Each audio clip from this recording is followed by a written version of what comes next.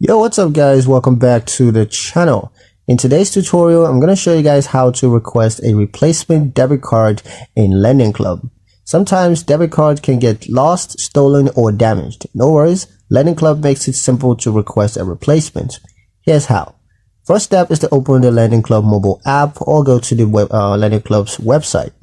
Once you're there, log into your account securely using your credentials, and then from the dashboard, go to Accounts, and then select your debit card. Now, step 2 is to find the card management section.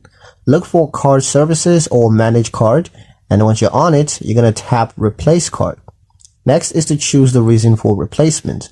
Options usually include lost or stolen card, damaged cards, or name change or other updates. Next is to confirm your mailing address.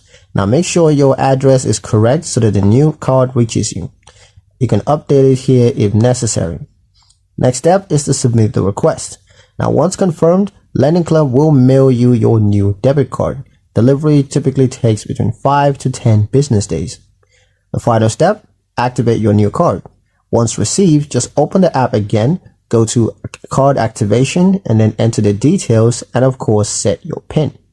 But yeah, that's pretty much it for the video guys. Hope you liked it. Hope you found the information here useful enough.